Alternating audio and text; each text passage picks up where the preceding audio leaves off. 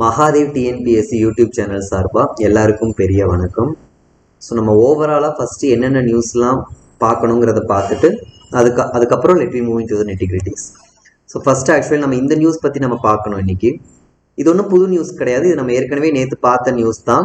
இப்போது இந்த form ordinance bill அப்படிங்கிற ஒன்று வந்துட்டு நீங்கள் சோஷியல் மீடியாவில் கூட பார்த்துருப்பீங்க. விவசாயிகளுக்காக மசோதா தாக்கல் பண்ணியிருக்காங்க இல்லையா? ஸோ இது ஆக்சுவலி எப்படி இருந்துச்சுன்னா அவசர சட்டமாக இருந்துச்சு. ஏன்னா இந்த பாராளுமன்றம் கூடுறதுக்கு முன்னாடி அவசர சட்டமாக கொண்டு வந்தாங்க. பாராளுமன்றம் கூடினதுக்கு அப்புறம் அதை மசோதாவாக தாக்கல் பண்ணி பில்லாக பாஸ் பண்ணி அதை டிஸ்கஸ் பண்ணி இப்போ ராஜ்யசபாவில் என்ன ஆயிடுச்சுன்னு கேட்டிங்கன்னா பாஸ் ஆயிடுச்சு. இப்போ ஜனாதிபதி பிரசிடென்ட் வந்துட்டு அவரோட பர்மிஷன் கொடுத்துட்டாரு, ஒப்புதல் கொடுத்துட்டாரு அப்படின்னா இந்த மசோதா என்னவாயிரும்னா சட்டமாக மாறிடும். சரிங்களா? ஸோ இதில் ஏற்கனவே பார்த்த நியூஸ் தான், பட் இது ராஜ்யசபாவில் பாஸ் ஆகும்போது நிறையா பிரச்சனை ஆயிடுச்சு இன்னைக்கு இல்லை நேற்று. ஸோ அந்த பிரச்சனை பற்றி நம்ம பார்க்கணுமான்னு கேட்டிங்கன்னா பிரச்சனையை பற்றி நீங்கள் பார்க்க வேணாம், ஆனால் சில அந்த பாராளுமன்றத்தில் ஃபாலோ பண்ண வேண்டிய சில ப்ரொசீஜர்ஸை வந்துட்டு கரெக்டாக அவங்க ஃபாலோ பண்ணலை. சரிங்களா? ஸோ அதனால் நம்ம இதை பற்றி கொஞ்சம் டீட்டெயில்டாக பார்க்க வேண்டியது இருக்குது. ஸோ நம்ம இதை பற்றி பார்க்கலாம். அடுத்து என்னன்னு பார்த்தீங்கன்னா எதிர்கட்சியினர் வந்துட்டு இதை எப்படி வந்துட்டு அப்போஸ் பண்ணாங்க, ஏன் அப்போஸ் பண்ணாங்கன்னு கேட்டிங்கன்னா நிறைய காரணம். அதில் ஒரு காரணம் என்னன்னா இந்த பில்லில் மினிமம் சப்போர்ட் ப்ரைஸை பற்றி எதுவுமே பேசலை அப்படின்னு சொல்லியிருந்தாங்க. அதனால இந்த மினிமம் சப்போர்ட் ப்ரைஸை எடுத்து விடுறதுக்கான சான்சஸ் இருக்கு அப்படின்னு சொல்லியிருந்தாங்க. மினிமம் சப்போர்ட் ப்ரைஸ் எம்எஸ்பி அப்படின்னா விவசாயிகளுக்கு வந்துட்டு ஒரு அஷூரன்ஸ், ஒரு நம்பிக்கை கொடுக்கணுங்கிறதுக்காக நீங்க பொருளை உற்பத்தி பண்ணுங்க, ஒருவேளை அதுக்கு சரியான விலை கிடைக்கலனா கூட நாங்க உங்களுக்கு இவ்வளோ அமௌண்ட் கொடுப்போம்னு சொல்லி கொடுக்குற ஒரு அஷூரன்ஸ் தான் இந்த எம்எஸ்பி.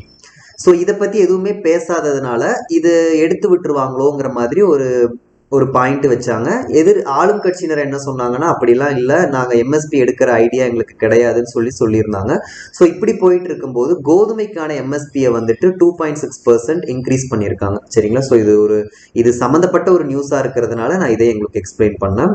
நம்ம இதை பற்றி டீட்டெயில்டாக நம்ம பார்ப்போம். ஆக்சுவலி இந்த நியூஸை பற்றி இதெல்லாம் ரீஜனல் நியூஸில் ஒன்றும் நமக்கு தேவையான நியூஸ் எப்பயும் இருக்காது. ஸோ நீங்கள் டைரெக்டாக எடிட்டோரியல் பேஜுக்கு வந்துருங்க.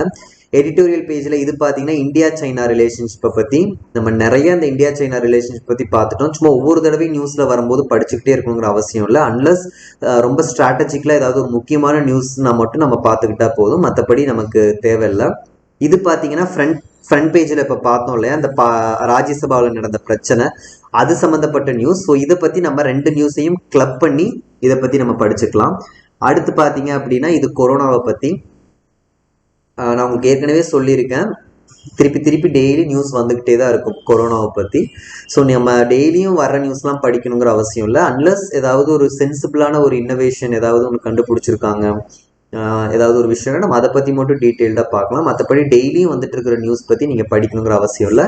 மறுபடியும் இது சைனாவை பற்றியே தான். நமக்கு நெய்பர் கண்ட்ரீஸ்ன்னு இருந்தாங்கன்னா கண்டிப்பாக நியூஸில் வந்துக்கிட்டே தான் இருப்பாங்க. பட் அதுக்காக நம்ம வந்துட்டு வர்றதெல்லாம் படிச்சுக்கிட்டே இருக்கணுங்கிற அவசியம் கிடையாது. சரிங்களா?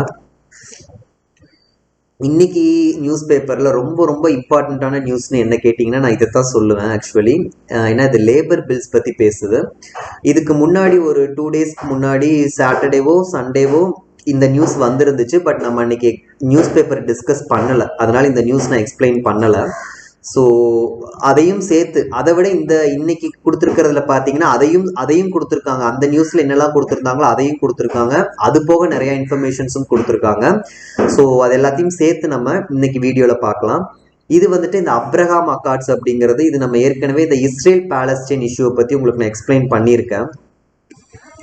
அதில் வந்துட்டு எப்படி டொனால்டு ட்ரம்ப் வந்துட்டு பஞ்சாயத்து பண்ணி வச்சாரு, அந்த பஞ்சாயத்து பண்ணதுக்காக அவருக்கு அமைதிக்கான நோபல் பரிசு கொடுக்கணும் அப்படிங்கிற மாதிரி பேசிட்டு இருந்தாங்க இல்லையா? ஸோ இதை பற்றி நம்ம ஏற்கனவே பார்த்துருக்கோம். அந்த வீடியோட லிங்க் நான் மேலே கொடுத்துருக்கேன், நீங்கள் பார்க்கணுங்கிறவங்க நீங்கள் அதில் போய் பார்த்துக்கோங்க. மற்றபடி இதில் நியூ இன்ஃபர்மேஷன்ஸ் எதுவும் கிடையாது.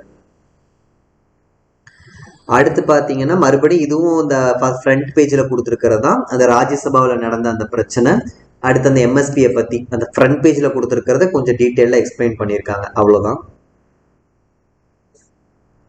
அடுத்து இதில் பார்த்தீங்க அப்படின்னா எஃப்சிஆர்ஏ பில். இந்த எஃப்சிஆர்ஏ பில்லை பற்றி நான் உங்களுக்கு நேற்று தான் எக்ஸ்பிளைன் பண்ணினேன். எஃப்சிஆர்ஏ பில்னா என்ன, இது என்னென்ன சேஞ்சஸ் இப்போ இந்த இதில் கொண்டு வந்திருக்காங்கன்ட்டு. ஸோ இதில் நேற்று வீடியோவை பார்த்தீங்கனாலே இது தெரிஞ்சிடும், அவ்வளோதான். அடுத்து பார்த்தீங்க அப்படின்னா இதில் சும்மா ஃபேக்ட் பேஸ்டு நியூஸ் இருக்கு, நம்ம தெரிஞ்சுக்க வேண்டியது. ஆர்மியோட சீஃப் யாருன்னு பார்த்துக்கோங்க, மனோஜ் நாராவனே. நான் உங்களுக்கு ஒரு நாள் வந்துட்டு ஆர்மி சீஃப் யாரு, நேவி சீஃப் யாரு, அப்புறம் ஏர்ஃபோர்ஸ் சீஃப் யாரு, இந்த மூணுக்குமே, அதாவது ஆர்மி, நேவி, ஏர்ஃபோர்ஸ், இந்த மூணுக்கும் இருக்கக்கூடிய ஹெட் தான் டிஃபென்ஸ் சீஃப். டிஃபென்ஸ் சீஃப் யாருன்னா பிபின் சார். அவர் தான் ஃபர்ஸ்ட் டிஃபென்ஸ் சீஃப். ஏன்னா அந்த மாதிரி ஒரு போஸ்டே இப்போ தான் கிரியேட் பண்ணியிருக்காங்க ஃபியூ இயர்ஸ் பேக். ஸோ இதெல்லாம் பார்த்துட்டோம். ஸோ பிபின் ராவத் அவர் defence chief, Manoj Naravane army chief, navy chief, air chief யாருன்னு உங்களுக்கு ஞாபகம் இருந்துச்சுன்னா எனக்கு கமெண்ட் பண்ணுங்க, இல்லைனாலும் சர்ச் பண்ணி கமெண்ட் பண்ணுங்க. அடுத்து இந்த நியூஸ் ஆக்சுவலி இதை பத்தி நமக்கு தமிழ் நியூஸ் பேப்பர்ல நல்லா டீட்டெயிலாக கொடுத்துருக்காங்க. ஸோ நம்ம அதை பத்தி அதில் தமிழ் நியூஸ் பேப்பர் பார்க்கும்போது நம்ம இந்த நியூஸ் பார்த்துக்கலாம். இதெல்லாம் ஃபேக்ட் நியூஸ் தான். சரி, இது ஆக்சுவலி இந்த யூஎஸ்ஏல அமெரிக்கால இருக்கக்கூடிய அந்த சுப்ரீம் கோர்ட் ஜட்ஜ் வந்துட்டு ஒரு லேடி அவங்க இறந்துட்டாங்க. அதுக்கப்புறம் என்னென்னலாம் ஆகுது அப்படின்ட்டு நான் நேற்று உங்களுக்கு எக்ஸ்பிளைன் பண்ணியிருந்தேன். ஆக்சுவலி அதே நியூஸ் தான். அதை பற்றி நான் இப்போவே இதுலேயே எக்ஸ்பிளைன் பண்ணிடுறேன். இதை பற்றி என் தனியாக பார்த்துக்கிட்டு மொத்தம் 9 ஜட்ஜ் இருக்காங்க இல்லையா, அமெரிக்காவில் 9 ஜட்ஜ் இருக்காங்கன்னு பார்த்தோம். ஸோ அதில் 2 பார்ட்டிஸ் இருந்தாங்க. ஒருத்தங்க வந்துட்டு 5 பேர் வந்துட்டு என்ன பார்ட்டின்னு கேட்டிங்கன்னா கன்சர்வேட்டிவ் பார்ட்டி, டொனால்டு ட்ரம்ப் இருக்கக்கூடிய அந்த பார்ட்டி. 4 பேர் யாரு அப்படின்னு கேட்டீங்கன்னா லிபரல் பார்ட்டி. இப்ப கமலா ஹாரிஸ் இவங்கெல்லாம் பாத்தீங்கன்னா அந்த லிபரல் பார்ட்டியை சேர்ந்தவங்க. இந்த மாதிரி அஃபீஷியலா கிடையாது, அன்அஃபீஷியலா இந்த மாதிரி 2 குரூப் இருக்காங்க அந்த 9 ஜட்ஜில் இருந்தாங்க. இப்போ ஒருத்தவங்க இறந்துட்டாங்க இல்லையா, அவங்க எந்த குரூப்னு கேட்டீங்கன்னா இந்த லிபரல் குரூப். ஸோ இப்போ இந்த ஸ்ட்ரென்த் எப்படி இருக்குன்னு கேட்டீங்கன்னா 5க்கு 3 அப்படின்னு ஆயிடுச்சு. இப்போ டொனால்டு ட்ரம்ப் கன்சர்வேட்டிவ் பார்ட்டியை சேர்ந்தவர். அவர் அப்பாயிண்ட் பண்ணாங்கன்னா மறுபடியும் இந்த பக்கம் தான் அப்பாயிண்ட் பண்ணுவார். ஸோ இந்த ரேஷியோ என்ன ஆகும்னு கேட்டிங்கன்னா 6:3 அப்படின்னு சொல்லி வரும். ஸோ இது வேணாம், நீங்கள் எலெக்ஷன்லாம் முடிச்சுட்டு அதுக்கப்புறம் பார்த்துக்கலாம், இப்போ அப்பாயிண்ட் பண்ண வேணாம் அப்படின்னு சொல்லி சொல்கிறாங்க. பட் அவர் என்ன சொல்கிறாருன்னா, அப்பாயிண்ட் பண்ணல அப்படின்னா டோட்டல் ஜட்ஜு வந்துட்டு 8 பேர் இருப்பாங்க. இந்த எலெக்ஷன் டைமில் நிறைய பிரச்சனை வரும். அப்போ சுப்ரீம் கோர்ட் கிட்ட ஒரு சஜஷன் கேட்குறோம். அவங்க தீர்ப்பு கொடுக்கும்போது 8 பேர் இருக்காங்க அப்படின்னா 4 பேர் ஒரு மாதிரியும் 4 பேர் ஒரு மாதிரியும் சொன்னாங்கன்னா இது டை ரேஞ்சுக்கு வந்துடும். அதனால கண்டிப்பா இப்போ ஒருத்தர் அப்பாயிண்ட் பண்ண வேண்டியது முக்கியம் அப்படின்னு சொல்லி அவர் ஒரு பக்கம் சொல்லிட்டு இருக்காரு. ஸோ இதுதான் ஆக்சுவலி இந்த நியூஸ். அடுத்து என்னன்னு பாத்தீங்கன்னா, இவர் வந்துட்டு யுனைடெட் நேஷன் ஐநா சபையோட செக்ரட்டரி ஜெனரல் ஆண்டோனியோ குட்ரஸ். இவர் சொல்லியிருக்கிற சில விஷயங்களை பத்தி கொடுத்துருக்காங்க. இதுல அந்த அளவுக்கு முக்கியமான இன்ஃபர்மேஷன் இல்லை. ஆனா ஒரு 3-4 நாளைக்கு முன்னாடி பாத்தீங்க அப்படின்னா இவர் சொன்ன ஒரு விஷயம், இந்தியா வந்துட்டு கோல் சம்மந்தப்பட்ட விஷயத்தெல்லாம் வந்துட்டு ஒர்க்கெல்லாம் ஜாப்ஸ்லாம் வந்துட்டு ஸ்டாப் பண்ணணும் அப்படின்னு சொல்லியிருந்தாரு. அதை அனலைஸ் பண்ணி எடிட்டோரியல் பேஜில் கொடுத்துருந்தாங்க. ரொம்ப அழகான ஒரு இம்பார்ட்டண்ட்டான ஒரு ஆர்டிக்கிள் அது ஆக்சுவலி. ஸோ நீங்கள் அதை பற்றி நம்ம பார்க்கணும். அன்னைக்கு நம்ம பார்க்கல, அன்னைக்கு வீடியோ போடலை. அதனால நம்ம இன்னைக்கு டைம் இருக்கும்போது நம்ம என்ன பண்ணிக்கலாம்னா இதையும் சேர்த்து பார்த்துக்கலாம். சரிங்களா? ஸோ இந்த நியூஸையும் சேர்த்து பார்த்துடலாம். அடுத்து என்ன அப்படின்னு பாத்தீங்கன்னா இதுல ஓகே, இப்ப பேங்க்ல சில ரிஃபார்ம்ஸ் கொண்டு வரலாம் அப்படின்னு சொல்லிட்டு former RBI governor Raghuram Rajan சில சேஞ்சஸ் சொல்லியிருக்காரு. பிரைவேட்டைசேஷன் பண்றது, அப்புறம் பேட் பேங்க், அப்புறம் dilute of department of financial service, இந்த மாதிரி 3 பாயிண்ட் சொல்லியிருக்காரு. ஸோ இதை பத்தி நம்ம டீட்டெயில்டா பார்ப்போம். இதெல்லாம் வந்துட்டு நியூஸ், இது ஸ்போர்ட்ஸ் நியூஸ். ஸோ அது நமக்கு தேவையில்லை. ஓகே, ஃபர்ஸ்ட் இம்பார்ட்டண்ட்டான ஒரு நியூஸ் என்னன்னு கேட்டிங்கன்னா இதுதான் நான் சொன்னேன், லேபர் பில்ஸை பற்றி. ஸோ இதை பற்றி நம்ம பார்க்கறதுக்கு முன்னாடி ஃபர்ஸ்ட் லேபர் பில்னா என்ன அப்படிங்கிறத நீங்கள் ஃபர்ஸ்ட் பார்த்துக்கணும். ஏன் லேபர் பில் அப்படிங்கிற ஒன்று கொண்டு வராங்க, அது என்ன அப்படிங்கிறத ஃபர்ஸ்ட் உங்களுக்கு தெரிஞ்சுக்கணும்.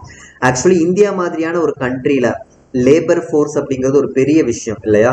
நிறைய மக்கள் இருக்காங்க, நிறைய மக்கள் ஒர்க் பண்ணிட்டு இருக்காங்க.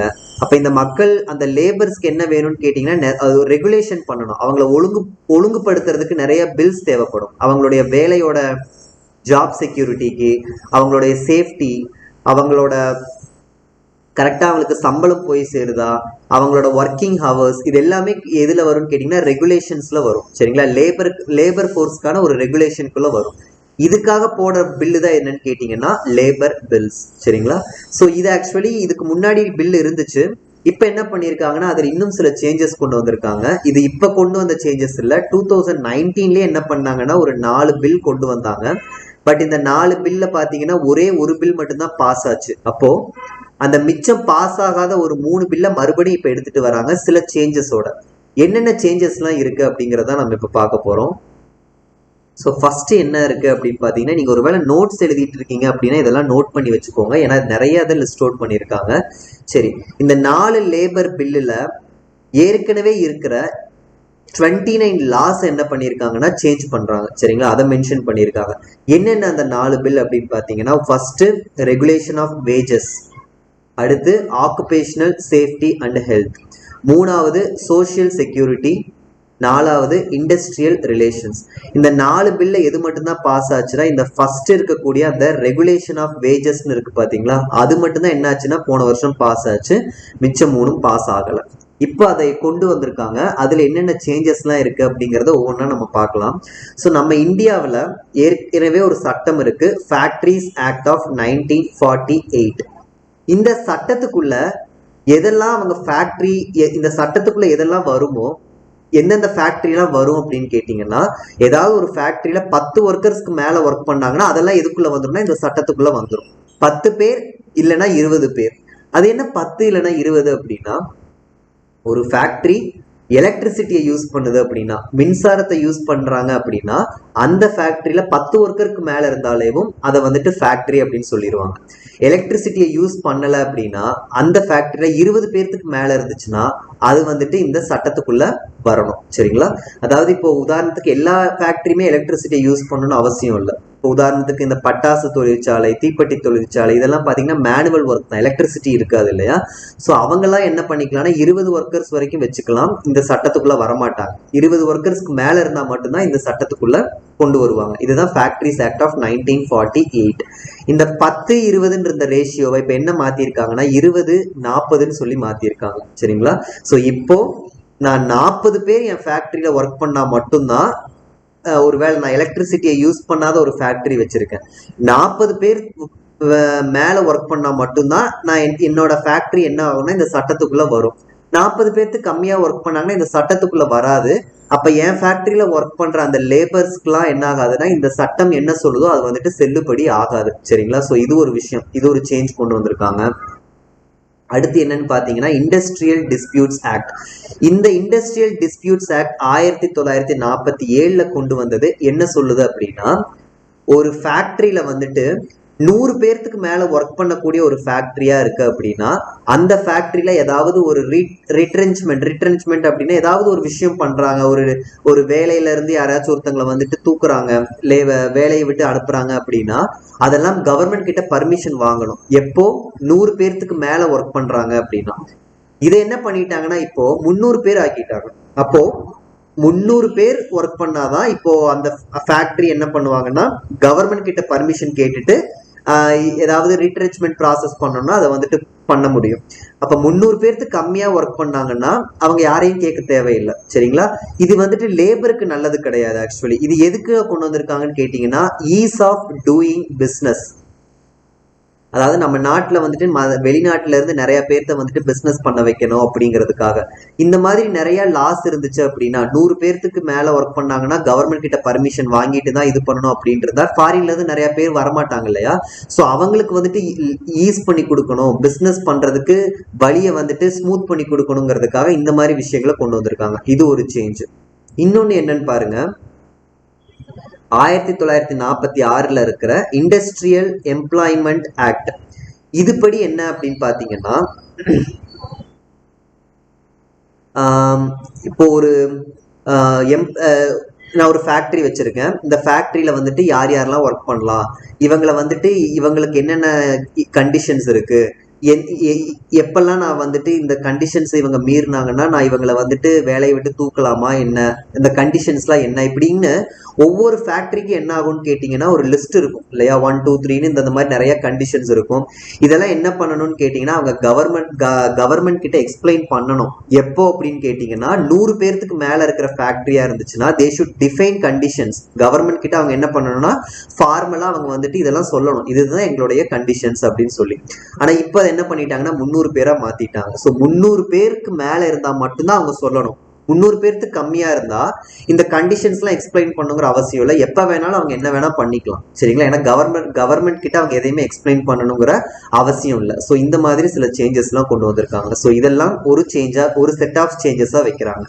அடுத்து இது மட்டும் இல்ல, இன்னொன்னு என்ன பண்ணிருக்காங்கன்னு கேட்டீங்கன்னா ஏதாவது ஒரு நியூ இண்டஸ்ட்ரியல் புதுசா இப்பதான் ஸ்டார்ட் பண்ணியிருக்காங்க ஒரு இண்டஸ்ட்ரி அப்படின்னா அந்த இண்டஸ்ட்ரி எல்லாமே இந்த ப்ரொவிஷன்ஸ்குள்ள வரணுங்கிற அவசியம் இல்லை. அந்த அந்த இண்டஸ்ட்ரீஸ்க்கு என்ன பண்றாங்கன்னா எக்ஸப்ஷன் கொடுக்குறாங்க. சரி, நீங்க வந்துட்டு புதுசா தானே இப்ப ஆரம்பிச்சிருக்கீங்க, ஸோ நீங்க இந்த ப்ரொவிஷன்ஸ்லாம் ஸ்டார்ட் பண்ணணுங்கிற இந்த ப்ரொவிஷன்ஸ்லாம் ஃபாலோ பண்ணணுங்கிற அவசியம் இல்லை அப்படின்னு சொல்லிட்டு அவங்களுக்கு ஒரு எக்ஸப்ஷன் கொடுக்குறாங்க.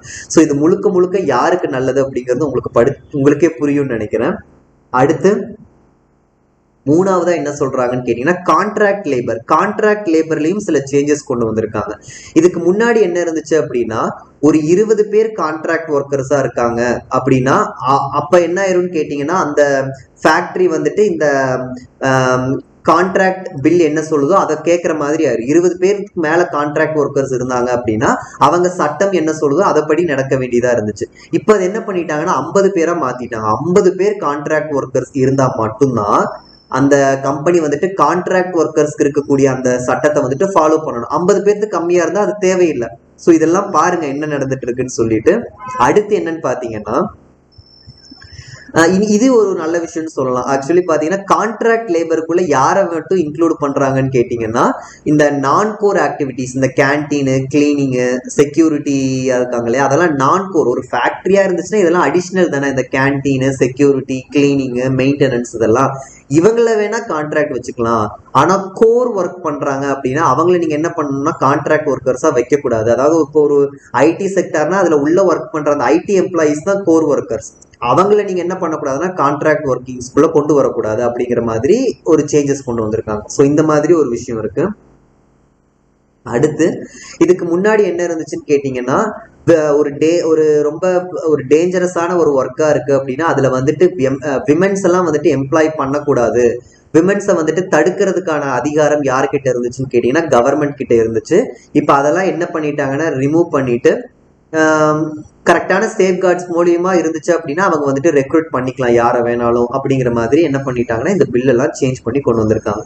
ஸோ இது முழுக்க எதுக்குன்னு உங்களுக்கு நான் சொன்னேன், ஈஸ் ஆஃப் டூயிங் பிஸ்னஸ். சரிங்களா, இந்த ஈஸ் ஆஃப் டூயிங் பிஸ்னஸ் இதெல்லாம் வந்துட்டு இண்டெக்ஸ் ரிலீஸ் பண்ணுவாங்க வருஷம் எந்த கண்ட்ரில வந்துட்டு இந்த ஈஸ் ஆஃப் டூயிங் பிஸ்னஸ் வந்துட்டு நல்லா இருக்கு அப்படின்னு சொல்லிட்டு இதெல்லாம் என்ன பண்ணுவாங்கன்னா வேர்ல்டு பேங்க் அந்த மாதிரி பெரிய பெரிய பேங்க் என்ன பண்ணுவாங்கன்னா ரிலீஸ் பண்ணுவாங்க. சரிங்களா, ஸோ இதுல ஆக்சுவலி வந்துட்டு இந்தியா வந்துட்டு கடகடன்னு முன்னேறி போய்கிட்டே இருக்கு.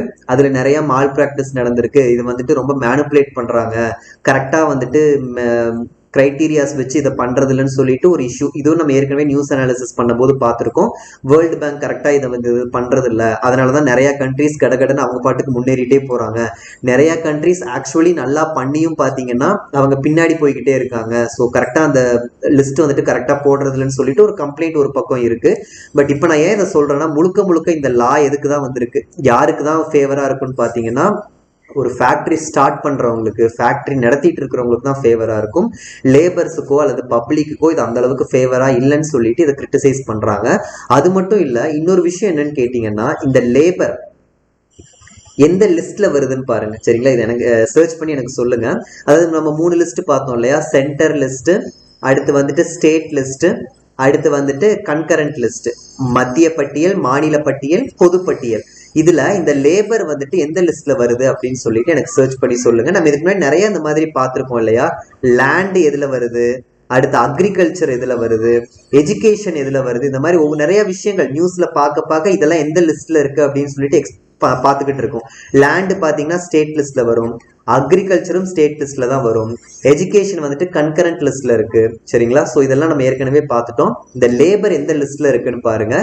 அது உங்களுக்கு தெரிஞ்சிச்சு அப்படின்னாலே உங்களுக்கு ஓரளவுக்கு இது ஏன் இப்ப பிரச்சனை அப்படிங்கிறது உங்களுக்கு புரியும். சரிங்களா, ஸோ எனக்கு இதை பார்த்துட்டு எனக்கு கீழே கமெண்ட் பண்ணுங்க. சரிங்களா, இதுக்கு முன்னாடி ஒரு கொஸ்டின் கேட்டிருக்கேன், நேவி சீஃப் யாரு, அடுத்து ஏர் சீஃப் யாரு, அது யாரும் பார்த்துட்டு எனக்கு கீழே கமெண்ட் பண்ணுங்க. சரிங்களா, ஸோ இதுதான் ஆக்சுவலி இந்த லேபர் பில்ஸ் நம்ம தெரிஞ்சுக்க வேண்டிய விஷயம். அது மட்டும் இல்லாம இவங்க என்ன சொல்ல வராங்க அப்படின்னு கேட்டீங்கன்னா இந்த பிசினஸ் வந்துட்டு ஈஸ் பண்ணணும், அதாவது ஃபாரின் டைரக்ட் இன்வெஸ்ட்மெண்ட், ஃபாரின்ல இருந்து நிறைய இன்வெஸ்ட்மெண்ட் கொண்டு வரணும் அப்படின்னா அதுக்கு நீங்க வந்துட்டு ரெகுலேஷனை வந்துட்டு டைல்யூட் பண்றதுதான் ஒரே வழி அப்படிங்கிறது கிடையாது. இந்த ரெகுலேஷன்ஸை வந்துட்டு கம்மி பண்ணி அவங்கள நிறைய வழி இருக்கு, பட் நீங்க இந்த மாதிரி இதை மட்டும் கம்மி பண்றதா ஒரு வழின்னு நினைக்கிறீங்க அப்படின்னு சொல்லியும் இந்த எடிட்டோரியல்ல வந்துட்டு டிஸ்கஸ் பண்ணியிருக்காங்க. ஸோ இப்போ இது உங்களுக்கு ஓரளவுக்கு புரிஞ்சிருக்கும்னு நினைக்கிறேன். இதெல்லாம் இந்த பில்லுலாம் நீங்க பாத்தீங்கன்னா ஆன்சர்ல மெயின்ஸ் ஆன்சர் ரைட்டிங்ல இதெல்லாம் நீங்க கோட் பண்ணீங்கன்னா தான் நமக்கு வந்துட்டு நல்ல மார்க் கிடைக்கும். யூபிஎஸ்சியா இருக்கட்டும் அல்லது குரூப் 1 இருக்கட்டும். ஸோ அதுக்காக நீங்க ஒரு புக்ல இதை தனியா எழுத வேண்டியது இருக்கும். சரிங்களா? நெக்ஸ்ட் இவர் வந்துட்டு இப்ப பேங்க் ஃபார்மரா, இதுக்கு முன்னாடி ஆர்பிஐ கவர்னரா இருந்தவர். இதுக்கு முன்னாடி பாத்தீங்க அப்படின்னா உர்ஜித் பட்டேல் இருந்தாரு. உர்ஜித் பட்டேலுக்கு முன்னாடி இவர் ரகுராம் ராஜன் இருந்தாரு. இப்ப வந்துட்டு சக்திகந்தா தாஸ் இருக்காரு. ஸோ இவர் என்ன பண்ணியிருக்காருன்னா பேங்க்ல வந்துட்டு சில சேஞ்சஸ் கொண்டு வரணும், அப்பதான் பேங்க் வந்துட்டு சர்வைவ் ஆக முடியும்னு சொல்லிட்டு சில விஷயங்கள் சொல்றாரு. ஃபர்ஸ்ட் அவர் என்ன சொல்றாருன்னு கேட்டீங்கன்னா சில பேங்கை வந்துட்டு இப்ப வந்துட்டு பப்ளிக் பேங்கா இருக்கிறத சிலதை வந்துட்டு பிரைவேட்டைசேஷன் பண்ணணும் அப்படின்னு சொல்றாரு. சரிங்களா? ஸோ இப்போ நான் உங்களுக்கு இங்க 2 கொஸ்டின் வைக்கிறேன். 2 கொஸ்டின் இல்லை, நான் நிறைய கொஸ்டின் வைக்கிறேன்.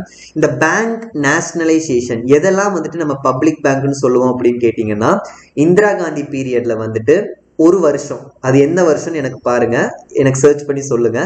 ஃபர்ஸ்ட் டைம் என்ன பண்றாங்கன்னு கேட்டீங்கன்னா அவங்க ஒரு செட் ஆஃப் பேங்க்ஸ், இதையும் எனக்கு நீங்க சர்ச் பண்ணி கமெண்ட் பண்ணுங்க. இயர், எத்தனை பேங்க்ஸ், சரிங்களா, எத்தனை பேங்க்ஸ், ஹவு மெனி பேங்க்ஸ், எத்தனை பேங்க்ஸை வந்துட்டு ஃபர்ஸ்ட் டைம் வந்துட்டு நேஷனலைசேஷன் பண்ணாங்க, அதோட லிமிட் ஆக்சுவலி என்னன்னு பாருங்க.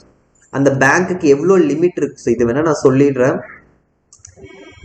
ஆக்சுவலி பார்த்தீங்கன்னா 50 கோடிக்கு மேலே இருக்கு. 50 கோடிக்கு மேலே இருந்த பேங்க்லாம் என்ன பண்ணாங்கன்னு கேட்டிங்கன்னா நேஷனலைசேஷன் பப்ளிக் பேங்காக அனௌன்ஸ் பண்ணாங்க. சரிங்களா? அதாவது அந்த பேங்க்கோட ஷேரை கவர்மெண்ட் நிறைய வாங்கி அதை வந்துட்டு என்ன பண்ணிட்டாங்கன்னா பப்ளிக் பேங்காக மாற்றிட்டாங்க.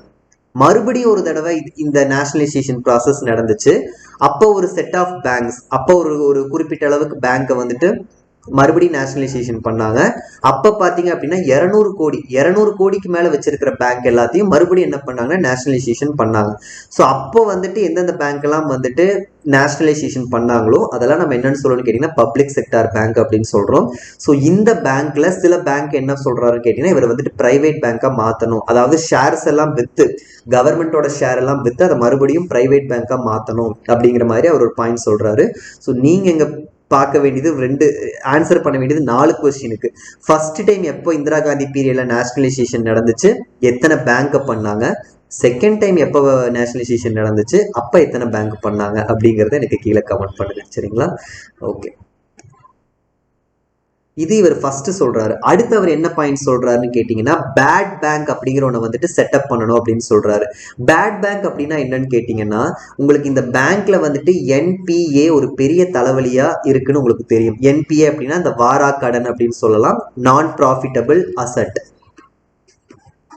ஸோ இந்த வாரா கடனை வந்துட்டு ரெகுலைசேஷன் பண்றதுக்காகவே ஒரு பேங்க், அது மட்டும்தான் அந்த பேங்கோட வேலை. அப்படி செட் பண்ற பேங்க் தான் என்னன்னு கேட்டீங்கன்னா இந்த பேட் பேங்க். சரிங்களா? உதாரணத்துக்கு இப்போ நான் ஒரு எஸ்பிஐ பேங்க் இருக்கு. சரிங்களா? இந்த எஸ்பிஐ பேங்க் நிறைய என்பிஏ நான் ப்ராஃபிட்டபிள் வாரா கடன் நிறைய இருக்கும் இல்லையா? இந்த வாரா கடனை மட்டுமே வச்சு ஆரம்பிக்க போற பேங்க் தான் என்னன்னு கேட்டீங்கன்னா இந்த பேட் பேங்க். ஸோ அவங்களோட வேலையே என்னன்னு கேட்டீங்கன்னா இந்த வாரா கடனை ரெகுலைசேஷன் பண்ணி இதை எப்படி வந்துட்டு நம்ம இந்த வாரா கடன்லாம் திருப்பி வாங்குறது அப்படிங்கிறது இந்த பேங்கோட முக்கியமான வேலை. ஸோ அந்த மாதிரி பேங்கை வந்துட்டு கொண்டு வரணும் அப்படிங்கிறத செகண்ட் பாயிண்டா வைக்கிறாரு. அடுத்து பாத்தீங்க அப்படின்னா dilute the department of financial service role. இந்த ஃபினான்ஷியல் சர்வீஸ் அப்படிங்கிறது பாத்தீங்கன்னா டிபார்ட்மெண்ட் ஆஃப் ஃபினான்ஷியல் சர்வீஸ் வந்துட்டு மினிஸ்ட்ரி ஆஃப் ஃபினான்ஸ் கீழே இருக்கு. இவங்க நிறைய பேங்கோட விவகாரத்துல எல்லாம் தலையிட்டுக்கிட்டே இருக்காங்க. ஸோ அதை என்ன பண்ண சொல்றாருன்னா கம்மி பண்ண சொல்றாரு. சரிங்களா? பேங்கை வந்துட்டு ஃப்ரீயா இண்டிபெண்டா இருக்க விடாம நிறைய விஷயத்துல இவங்க தலையிடுறாங்க. ஸோ இதை என்ன பண்ணணும்னு கேட்டீங்கன்னா டைல்யூட் பண்ணணும் அப்படின்னு ஒரு பாயிண்ட் வைக்கிறாரு. ஸோ இது அவர் ரிஃபார்ம்ஸ்க்காக சொல்லியிருக்காரு. நமக்கு மெயின்ஸ்ல ஒரு வேலை பேங்க் ரிஃபார்ம்ஸ் கேட்குறாங்க அப்படின்னா நீங்க ஏதாவது பேங்க் ரிஃபார்ம்ஸ்க்கு என்னென்னலாம் சஜஸ்ட் பண்ணலாம்னு கேட்டீங்கன்னா இவர் சொன்ன இந்த பாயிண்ட்ஸ்லாம் நம்ம சஜஸ்ட் பண்ணலாம். சரிங்களா? ஸோ அதுக்காகத்தான் நான் இதை சொல்றேன். ஸோ இந்த பாயிண்ட்ஸ் பார்த்துக்கோங்க.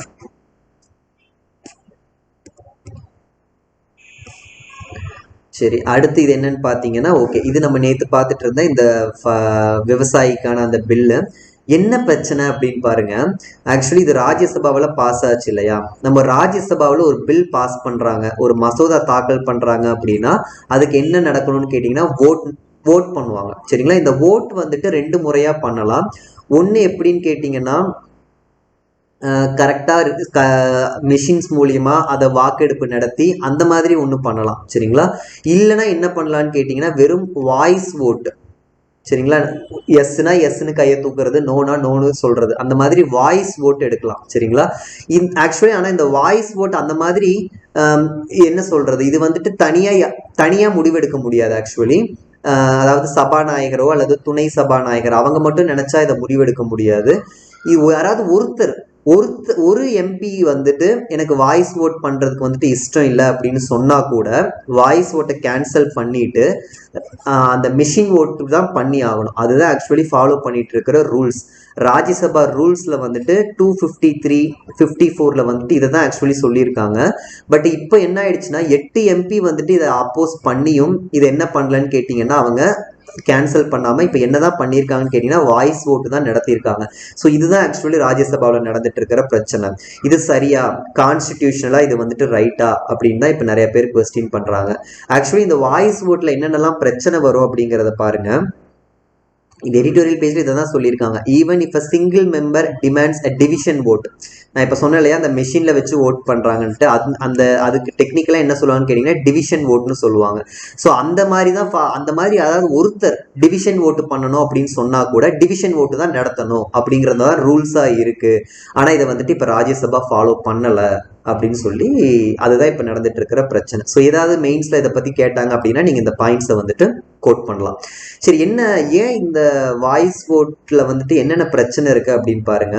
ஆக்சுவலி நீங்கள் டிவிஷன் ஓட்டுக்கு போனீங்க அப்படின்னா உங்களுக்கு எல்லாமே என்ன ஆகும்னு கேட்டிங்கன்னா ரெக்கார்ட் ஆகும்.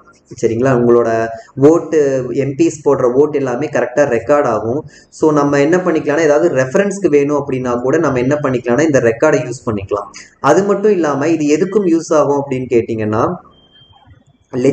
அதாவது கரெக்டாக வந்துட்டு எல்லாரும் அவங்களோட வேலையை கரெக்டாக லெஜிஸ்லேட்டிவ் ஒர்க்கை வந்துட்டு பண்ணுறாங்களா, எத்தனை பேர் ஓட்டு போட்டாங்க, எத்தனை பேர் ஓட்டு போட வரல, எத்தனை பேர் ஓட்டு போடாமல் இருக்காங்க, இந்த மாதிரி எல்லாமே டீட்டெயில்ஸ் என்ன ஆகும்னு கேட்டிங்கன்னா நம்மளால அவங்க கரெக்டாக அவங்களோட லெஜிஸ்லேட்டிவ் ஒர்க் பண்ணுறாங்களாங்கிறத நம்ம தெரிஞ்சுக்கலாம். இது நான் ஒரு எக்ஸாம்பிளுக்கு சொல்கிறேன். ஒபாமா அவர்கள் பார்த்தீங்கன்னா ஒரு ஃபியூ இயர்ஸ் பேக் அங்கே ஒரு பிரச்சனை வந்துச்சு. ஆக்சுவலி அமெரிக்காவில் ஒரு பிரச்சனை வருது. என்னன்னு பார்த்தீங்கன்னா ஒபாமா அவர்கள் பார்த்தீங்கன்னா 24% அளவுக்கு என்ன பண்ணலன்னா அவர் ஓட்டே பண்ணல. அதாவது ஓட்டு போடுற சிச்சுவேஷன், ஒரு எக்ஸாம்பிளுக்கு ஒரு 100 சிச்சுவேஷன் வந்துச்சு அப்படின்னா அவர் 24 கேஸ்ல என்ன பண்ணலன்னா அவர் ஓட்டே போடல. இது ஆக்சுவலி ஆவரேஜா பாத்தீங்கன்னா மற்ற பார்ட்டிஸ்க்குலாம் பார்த்தீங்கன்னா 2% தான் இருக்கு. பட் இவருக்கு பார்த்தீங்கன்னா 24% இருக்கு. இது ஒரு பெரிய டிபேட் ஆச்சு. ஸோ இந்த மாதிரி நம்ம என்ன பண்ணலாம்னா ஒருத்தவங்களை கொஸ்டின் பண்ணலாம். இவங்க எவ்வளோ தடவை ஓட் பண்ணியிருக்காங்க, எவ்வளோ தடவை ஓட் பண்ணலாம், இதெல்லாம் நம்ம என்ன பண்ணலாம்னா கொஸ்டின் பண்ணலாம். பட் இதெல்லாம் நம்ம என்ன பண்ண முடியாதுன்னா இந்த வாய்ஸ் ஓட் நடத்தும் போது இதெல்லாம் பண்ண முடியாது. சரிங்களா. அது மட்டும் இல்லாமல் இப்போ எத்தனை பேர் வந்துட்டு இதை அப்போஸ் பண்ணுறாங்க அப்படிங்கிறது நமக்கு தெரியுது அப்படின்னா அதை வச்சு நான் கவர்மெண்ட்டும் என்ன பண்ணுவாங்கன்னு கேட்டிங்கன்னா ரூலிங் பார்ட்டி இத்தனை பேர் வந்துட்டு அப்போஸ் பண்ணுறாங்களா, அப்போ ஏதாவது ஒன்று இருக்குது அப்படின்னு சொல்லிட்டு அவங்களும் என்ன பண்ணுவாங்கன்னா கன்சிடர் பண்ணுவாங்க. பட் வாய்ஸ் ஓட்டில் இந்த அளவுக்கு கிளியராக நீங்கள் என்ன பண்ண முடியாதுன்னா எத்தனை பேர் அப்போஸ் பண்ணாங்க இதெல்லாம் நம்மளால கண்டுபிடிக்கவே முடியாது. ஸோ அதனால வாய்ஸ் ஓட் நடத்துறதை விட டிவிஷன் ஓட் நடத்துறது தான் நல்லது அப்படிங்கிறத மட்டும் நீங்கள் தெரிஞ்சுக்கோங்க. அதை மட்டும் நீங்கள் தெரிஞ்சுக்கிட்டீங்கன்னா போதும். ஓகே, இந்த நியூஸ் எதை பற்றி அப்படின்னு கேட்டிங்கன்னா இது United Nations secretary general Antonio Guterres.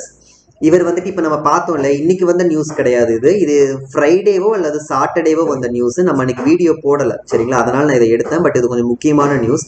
என்ன சொல்லியிருக்காருன்னா இந்தியாவை வந்துட்டு அவங்க கோல் யூஸ் பண்ணுறாங்க இல்லையா, நம்ம கோல் யூஸ் பண்ணுறதை வந்துட்டு விட்டுறணும், கம்ப்ளீட்டாக விட்டுறணும். நம்மளோட எமிஷன்ஸை வந்துட்டு 45% கம்மி பண்ணணும். 2030 நம்ம என்ன பண்ணணும்னா கம்மி பண்ணணும் அப்படிங்கிற ஒரு பாயிண்ட் சொல்லியிருக்காரு. இதை பற்றி தான் இந்த ஆர்டிக்கிளில் சொல்கிறாங்க. என்ன சொல்கிறாங்கன்னா ஏன் இந்தியாவை டார்கெட் பண்ணணும், இந்தியாவை தவிர எவ்வளவோ கண்ட்ரிஸ் வந்துட்டு இன்னும் ரொம்ப வந்துட்டு அதிகமாக வந்துட்டு எமிட் பண்ணிட்டு இருக்காங்க, கோல் யூஸ் பண்ணிட்டு இருக்காங்க. அவங்களெல்லாம் விட்டுட்டு ஏன் இந்தியாவை டார்கெட் பண்ணணும். இன்ஃபேக்ட் இந்தியா பார்த்தீங்கன்னா இந்த குளோபல் அளவில் ஒரு பாலிசி வச்சிருக்காங்க. நம்ம குளோபல் டெம்பரேச்சரை 2% விட ஏற்ற விடக்கூடாது. ஏன்னா குளோபல் டெம்பரேச்சர் ஏறிச்சுன்னா எவ்வளவோ பிரச்சனை, பனிப்பாறை உருகும், கடல் மட்டம் அதிகரிக்கும், அந்த மாதிரி நிறைய பிரச்சனை இருக்கு. ஸோ இந்த குளோபல் டெம்பரேச்சரை 2%க்கு மேலே ஏற்ற விடக்கூடாதுங்கிற ஒரு பாலிசி இருக்கு. அதை ஃபாலோ பண்ற கண்ட்ரீஸ்ல சில ஃபியூ கண்ட்ரிஸ் தான் ஃபாலோ பண்றாங்க. அதுல இந்தியாவும் ஒன்று. அதாவது இந்தியா என்னென்னலாம் பண்ணிட்டு இருக்கோ அதெல்லாம் லிஸ்ட் அவுட் பண்ணிட்டு இவ்வளோ இது பண்ற இந்தியாவை டார்கெட் பண்ணாம மற்ற கண்ட்ரியை சொல்லலாமேங்கிற மாதிரி இந்த எடிட்டோரியல சொல்லியிருக்காங்க. அது மட்டும் இல்லாம பாருங்க, குளோபல் அளவில் பார்த்தீங்கன்னா இந்த கார்பன் எமிஷன் எவ்வளோ இருக்குன்னா ஆவரேஜா 1.3 டன்ஸ் இருக்கு. பட் இந்தியாவில் பார்த்தீங்க அப்படின்னா இது வந்துட்டு 0.5 டன்ஸ் பெர் கேபிட்டா தான் இருக்கு. அப்புறம் நம்ம பாத்தீங்கன்னா 1.3 பில்லியன் பாப்புலேஷன் வச்சிருக்கோம் சரிங்களா. பட் நம்மளோட எமிஷன் பாத்தீங்க அப்படின்னு கேட்டீங்கன்னா வெறும் 4% தான் நம்ம வந்துட்டு எமிட் பண்ணிக்கிட்டு இருக்கோம், நம்மளோட கியூமுலேட்டிவ் எமிஷன் சரிங்களா. இதுவே யூரோப்பியன் யூனியன் பார்த்தீங்கன்னா 448 மில்லியன் பாப்புலேஷன் தான் இருக்கு. பட் அவங்களோட எமிஷன் பார்த்தீங்க அப்படின்னா 20% எமிட் பண்ணிட்டு இருக்காங்க சரிங்களா. ஸோ அவங்கள விட நம்ம எவ்வளோ கம்மியாக பண்ணிட்டு இருக்கோம். பட் அவங்களெல்லாம் விட்டுட்டு டெவலப்டு கண்ட்ரிஸ், வளர்ந்த கண்ட்ரியெல்லாம் விட்டுட்டு வளர்ந்துட்டு இருக்கிற கண்ட்ரியை வந்துட்டு டார்கெட் பண்ணுறது சரியில்லை. ஈவன் டெவலப்டு நேஷன்ஸ் வந்துட்டு நிறையா யாருமே பார்த்தீங்கன்னா ரொம்ப சீரியஸாக எதையுமே இந்த இதுக்கு பண்றது இல்லை, excluding Russia and east Europe. Russia east Europe மட்டும்தான் கரெக்டாக அவங்க ஏதோ பண்ணுறாங்க, மற்ற எந்த கண்ட்ரிஸும் இதை வந்துட்டு டெவலப்டு நேஷன்ஸ் பண்ணுறது இல்லை. அப்படி இருக்கும்போது டெவலப்டு நேஷன்ஸை விட்டுட்டு ஏன் டெவலப்பிங் நேஷன் வளர்ந்து கொண்டு இருக்கிற நாட்டில் வந்துட்டு இவங்க டார்கெட் பண்ணணுங்கிற மாதிரி இந்த எடிட்டோரியலில் பேசியிருக்காங்க. அப்புறம் இன்னொரு அனாலிசிஸும் பண்ணியிருக்காங்க. ஒருவேளை இவங்க சொன்ன மாதிரி அந்த கோலை வந்துட்டு நம்ம யூஸ் பண்றதை நிறுத்திட்டோம் அப்படின்னா இந்த 2 ஜிகாவாட், இப்போ ஆக்சுவலி பாத்தீங்கன்னா இந்த கோல்ல இருந்து எவ்வளவு எனர்ஜி கிடைக்குதுன்னா 2 ஜிகாவாட் கிடைக்குது. இதே இந்த 2 ஜிகாவாட் போயிடும். இப்படியே இவங்க 2030 வரைக்கும் நம்ம வந்துட்டு பண்ணுறோம் அப்படின்னா அப்ப என்ன ஆயிரும்னு கேட்டீங்கன்னா நம்ம கிட்ட மொத்தமே இந்தியா கிட்ட எவ்வளோதான் பவர் இருக்குன்னு கேட்டிங்கன்னா 184 ஜிகாவாட் தான் இருக்கும் சரிங்களா. கோல் கிட்ட ஏன்னா நமக்கு என்ன சொல்கிறாங்க 40% கம்மி பண்ண சொல்லியிருக்காங்க இல்லையா, 45% கம்மி பண்ண சொல்லியிருக்காங்க. அப்படி கம்மி பண்ணுனா என்ன ஆயிரும்னு கேட்டிங்கன்னா நம்ம கிட்ட ஒரு 184 ஜிகாவாட் தான் இருக்கும். அப்போது இது என்ன ஆயிரும்னு கேட்டிங்கன்னா அப்போது எவ்வளோ நமக்கு தேவைப்படும் கேட்டிங்கன்னா 650 750 ஜிகாவாட் தேவைப்படும். நமக்கு அவ்வளோ தேவைப்படும் போது பார்த்தீங்கன்னா நம்ம கிட்ட 184 தான் இருக்கும். அப்போ இந்தியா வந்துட்டு பயங்கரமான ஒரு எனர்ஜி கிரைசிஸ் கண்ட்ரியாக மாறிடும், நிறையா தேவைப்படுற ஒரு கண்ட்ரியாக மாறிடும். ஸோ இந்த மாதிரி சிலதை அனலைஸ் பண்ணியிருக்காங்க. ஸோ இது ஒரு முக்கியமான ஆர்டிக்கல், இது நம்ம அன்னைக்கு மிஸ் பண்ணிட்டோம் இல்லையா, வீடியோ போடலை, அதனால இது மிஸ் ஆயிடுச்சு. அதே டேட் பார்த்தீங்க அப்படின்னா இந்த ஆர்டிக்கல் அனிமலுக்கு நடந்துட்டு இருக்கிற அந்த இதை பற்றியும் சொல்லியிருக்காங்க. பட் இப்போ ஆக்சுவலி நம்ம இந்த ஆர்டிக்கல் நம்ம இன்னொரு நாளைக்கு பார்க்கலாம், நாளைக்கு பார்க்கலாம், ஏன்னா இன்னும் நம்ம நிறைய பார்க்க வேண்டியது இருக்கு. அதனால அடுத்து பார்த்தீங்க அப்படின்னா ஓகே, இது நான் சொன்னேன் இல்லையா இந்த தமிழ் நியூஸ் பேப்பரில் வந்து இதை பற்றி கொடுத்துருக்காங்கன்னு சொல்லிட்டு. ஸோ அந்த பெண்கள் பேர் பார்த்துக்கோங்க, குமுதினி தியாகி மற்றும் ரித்தி சிங். இதெல்லாம் ஃபேக்ட் பேஸ்டு நியூஸ் தான் சரிங்களா. நம்மளுக்கு இந்த மாதிரி நியூஸில் விமன் எம்பவர்மெண்ட் நம்ம டிஎன்பிஎஸ்சி சிலபஸ்லையும் பார்த்தீங்கன்னா இந்த விமன் எம்பவர்மெண்ட் கொடுத்துருக்காங்க சரிங்களா. ஸோ கண்டிப்பாக இந்த மாதிரி ஏதாவது ஒரு அச்சீவ்மெண்ட் இருக்குன்னா அதை வந்துட்டு ஃபேக்ட் பேஸ்ட் நியூஸில் கேட்பாங்க. ஸோ போர்க்கப்பல் ஹெலிகாப்டரை ஃபர்ஸ்ட் இயக்கிற அந்த 2 பெண் விமானிகள் யாருன்னு பார்த்துக்கோங்க, குமுதினி தியாகி அப்புறம் Riddhi Singh. Fact based news தான் அது. சரி, அடுத்து என்ன அப்படின்னு பார்த்தீங்கன்னா இப்போ ரீசெண்டாக வந்துட்டு இந்த ராஜ்யசபாவில் வந்துட்டு வைஸ் சேர்மனாக யார் அப்பாயிண்ட் பண்ணாங்க அப்படின்னு பார்த்தீங்கன்னா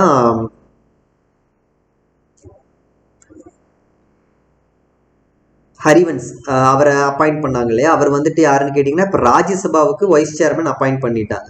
பட் லோக்சபாவுக்கு என்ன ஆகலை அப்படின்னு கேட்டிங்கன்னா இன்னுமே வந்துட்டு டெபுட்டி ஸ்பீக்கரை வந்துட்டு அப்பாயிண்ட் பண்ணாமல் இருக்காங்க, துணை சபாநாயகர் அப்பாயிண்ட் பண்ணாமல் இருக்காங்க. இந்த வரலாற்றிலே இவ்வளோ நாள், அதாவது இவ்வளோ வருஷம், அதாவது இவ்வளோ நாள் ஆயிடுச்சு இல்லையா ஆட்சி அமைச்சு, இவ்வளோ நாள் ஆகியும் வந்துட்டு துணை சபாநாயகர் அப்பாயிண்ட் பண்ணாது இதுதான் ஃபர்ஸ்ட் டைம் அப்படிங்கிறாங்க. ஸோ எவ்வளோ சீக்கிரம் அப்பாயிண்ட் பண்ணுமோ அவ்வளோ சீக்கிரம் அப்பாயிண்ட் பண்ணணுன்ட்டு இதை பற்றி பேசியிருக்காங்க. பட் நான் எதுக்காக இதை எடுத்தேன் அப்படின்னு கேட்டிங்கன்னா இந்த பாயிண்ட்டுக்காக தான் எடுத்தேன் சரிங்களா. இந்திய அரசியல் சட்டத்தில் வந்துட்டு இந்த டெபுட்டி ஸ்பீக்கரோட அப்பாயின்மெண்ட்ஸை பற்றிலாம் எந்த ஆர்டிக்கிளில் பேசுகிறாங்க அப்படின்னா ஆர்டிக்கல் 93 அதை பற்றிலாம் பேசுகிறாங்க சரிங்களா. நம்ம 15 மாதம் ஆகி இன்னும் அப்பாயிண்ட் பண்ணாமல் இருக்கோம், அதுக்காக இந்த நியூஸில் கொடுத்துருக்காங்க. பட் இதை பார்த்துக்கோங்க, இந்த ஆர்டிக்கிள் வந்துட்டு ரொம்ப முக்கியம் சரிங்களா. இது கூட எதெல்லாம் லிங்க் ஆகுதுன்னு பாருங்கள். இது ஆக்சுவலி லக்ஷ்மிகாந்த் புக்கில் இருந்து எடுத்தது. இது வந்துட்டு கவுன்சில் ஆஃப் ஸ்டேட்ஸ் அப்படின்னா ராஜ்யசபாவுக்கு சேர்மன் வேணும், டெபுட்டி சேர்மன் வேணும்னு எந்த ஆர்டிக்கிளில் சொல்லுதுன்னா 89th ஆர்டிக்கிளில் சொல்கிறாங்க. அந்த டெபுட்டி சேர்மனோட ரிமூவல், அந்த அவரோட வெக்கேஷன், அவரோட ரிசைக்னேஷன் அதெல்லாம் பற்றி 90ல் சொல்கிறாங்க. ஏன் சேர்மனை பற்றி சொல்லலை, ஏன்னா ராஜ்யசபாவோட சேர்மன் யாருன்னு உங்களுக்கு தெரியும், அவர் வந்துட்டு வைஸ் பிரசிடென்ட் சரிங்களா. ஸோ வைஸ் பிரசிடென்ட்னா அது தனி கேஸ், அவரை ரிமூவ் பண்ணுறதுக்குன்னு தனி விஷயங்கள்லாம் இருக்குது. ஸோ நம்ம அதில் பார்த்துக்கலாம். ஆக்சுவலி ஆர்டிக்கல் 63 வந்துட்டு வைஸ் பிரசிடென்ட்டை பற்றியும், ஆர்டிக்கல் 64 வந்துட்டு வைஸ் பிரசிடென்ட் தான் ராஜ்யசபாவோட சேர்மன் அப்படிங்கிறதெல்லாம் பேசுது இல்லையா. நம்ம அதில் என்ன பண்ணிடுவோம்னு கேட்டிங்கன்னா வைஸ் பிரசிடென்ட்டை ரிமூவ் பண்ணுற ப்ரொசீஜர்ஸ் இருக்கும். ஸோ இது பார்லிமெண்ட் அப்படின்னு வரும்போது டெபுட்டி சேர்மனை மட்டும் தான் நம்ம இதில் ஃபோக்கஸ் பண்ணியிருக்காங்க. அப்புறம் எப்பெல்லாம் வந்துட்டு டெபுட்டி சேர்மன் அவரோட டியூட்டிஸை வந்துட்டு பெர்ஃபார்ம் பண்ணலாம். எப்பெல்லாம் அவர் வந்துட்டு சேர்மனா கூட, ஏன்னா சில சமயம் சேர்மனோட பதவி காலியா இருக்கும்போது டெபுட்டி சேர்மன் தான் சேர்மனா இருப்பாரு. இதை பத்தி ஆர்டிகல் 91ல சொல்லுது. இதெல்லாம் எதுல முடிஞ்சிடும் அப்படின்னு கேட்டீங்கன்னா இதெல்லாம் ராஜ்யசபாவுக்கு முடிஞ்சிடும். அடுத்து ஹவுஸ் ஆஃப் பீப்புள், லோக்சபாவில் ஸ்பீக்கர் டெப்டி ஸ்பீக்கரை பத்தி ஆர்டிகல் 93ல சொல்றாங்க. இதை தான் ஆக்சுவலி இந்த ஆர்டிக்கல்ல மென்ஷன் பண்ணியிருக்காங்க 93ன்னு சொல்லிட்டு. அடுத்து ஸ்பீக்கரோட பதவி, டெபுட்டி ஸ்பீக்கரோட பதவி, இதோட வெக்கேஷன், ரெசிக்னேஷன், இதை பற்றிலாம் ஆர்டிகல் 94ல பேசியிருக்காங்க. அப்புறம் டெபுட்டி ஸ்பீக்கர், துணை சபாநாயகரோட பவர் என்ன, அவர் எப்பெல்லாம் ஸ்பீக்கராக வந்துட்டு பதவியில் வந்துட்டு உட்காரலாம் அப்படிங்கிறத பற்றி ஆர்டிகல் 95ல பேசியிருக்காங்க. சரிங்களா? ஸோ இதெல்லாம் முக்கியமான விஷயம். எப்பெல்லாம் நம்ம நியூஸில் இந்த மாதிரி பார்க்குறோமோ அப்போல்லாம் கொஞ்சம் லக்ஷ்மிகாந்த் புக்கை யூஸ் பண்ணிக்கோங்க. ஓகே, இது ஆக்சுவலி செப்டம்பர் 18 நம்ம மிஸ் பண்ண நியூஸ், ஃபேக்சுவல் பேஸ்டு நியூஸ் தான் இது எல்லாமே. என்னன்னு பார்த்துக்கோங்க, நம்பகமான செய்திகளில் பத்திரிகைகளுக்கே முதலிடம். சரிங்களா? இது ஆக்சுவலி இந்திய அளவில் நடத்தியிருக்காங்க. இந்திய அளவில் நடத்தி நிறைய மீடியாஸ் இருக்கு இல்லையா, நியூஸ் பேப்பர்ஸ் இருக்கு, ரேடியோஸ் இருக்கு, டிவி டெலிவிஷன்ஸ் இருக்கு. இதுலலாம் பார்த்தீங்கன்னா நியூஸ் பேப்பருக்கு தான் பார்த்தீங்கன்னா ஃபர்ஸ்ட் பிளேஸ் கொடுத்துருக்காங்க. ஸோ இது சும்மா ஒரு ஃபேக்ட் பேஸ்டு நியூஸ் தான். அப்புறம் இதுவும் ஒரு ஃபேக்ட் பேஸ்டு நியூஸ் தான். ஐசிஐசியில் பேட்ஸ்மேன் ரேங்கிங்கில் பார்த்தீங்கன்னா ஃபர்ஸ்ட் 2 பிளேஸை இந்தியன் பிளேயர்ஸ் எடுத்திருக்காங்க. ஃபர்ஸ்ட் பிளேஸில் விராட் கோலியும், செகண்ட் பிளேஸில் ரோஹித் சர்மாவும் இருக்காரு. அப்புறம் பார்த்தீங்கன்னா ஸ்மார்ட் நகரங்கள், ஸ்மார்ட் சிட்டி அப்படிங்கிற ஒரு லிஸ்ட் எடுத்துட்டு இருக்காங்க வேர்ல்டு லெவலில். அந்த லிஸ்ட்டில் பார்த்தீங்கன்னா சிங்கப்பூர் வந்துட்டு ஃபர்ஸ்ட் பிளேஸில் இருக்கு. இந்தியா வந்துட்டு ரொம்ப பின்னாடி போயிடுச்சு. இதுக்கு முன்னாடி வந்துட்டு ஆக்சுவலி பார்த்தீங்கன்னா 67th, 68, 78, 79 அந்த பிளேஸ்ல இருந்துச்சு ஹைதராபாத், புதுடெல்லி இதெல்லாம். இப்போ 67th பிளேஸ்ல இருந்த ஹைதராபாத் இப்போ எங்கே போயிடுச்சுன்னு கேட்டிங்கன்னா 85th பிளேஸ்க்கு போயிடுச்சு. 68th பிளேஸ்ல இருந்த டெல்லி இப்போ 86, அந்த மாதிரி எல்லாமே பின்னாடி போயிடுச்சு. சரிங்களா? இதெல்லாம் இது வந்துட்டு இது கேட்கணுங்கிற அவசியம் இல்லை. சிங்கப்பூர் வேணா இது வேணா கேட்கலாம், எந்த கண்ட்ரி ஃபர்ஸ்ட் பிளேஸ்ல இருந்துச்சுன்னு சொல்லிட்டு. இதெல்லாம் கேட்க மாட்டாங்க. பட் நீங்க ஏதாவது இந்த ஸ்மார்ட் சிட்டி இந்த விஷயத்தை பத்தி கேட்கறாங்க அப்படின்னா நீங்க இந்த பாயிண்ட்டை கோட் பண்ணலாம். நம்ம இந்த ரேங்கிங்ல கூட பின்னாடி போயிட்டோம் அப்படிங்கிற மாதிரி நீங்க என்ன பண்ணலாம்னா கோட் பண்ணலாம். அங்க இது ஹெல்ப்ஃபுல்லா இருக்கும். சரிங்களா? ஸோ அவ்வளோதான், இன்னைக்கு நியூஸ் பேப்பர் அனாலிசிஸ் முடிஞ்சிருச்சு. இந்த அனிமல் பீட்டா இதை பத்தி எல்லாம் கொடுத்துருந்தாங்களே, இதை பத்தி மட்டும் நம்ம நாளைக்கு பார்ப்போம். சரிங்களா? என்னைக்காச்சும் நமக்கு நியூஸே கிடைக்காம இருக்கும் இல்லையா, நியூஸ் அதிகமாக நியூஸே இல்லாமல் இருக்கும். ஸோ அந்த மாதிரி டைமில் இந்த நியூஸ் பற்றி நம்ம டீட்டெயில்டாக பார்க்கலாம். சரிங்களா? ஸோ எல்லாரோட சிக்னேச்சரும் ஆட்டோகிராஃபாக மாறணும்னு ஆசைப்படுறேன். Wish you good luck guys. Thanks for வாட்சிங். அண்ட்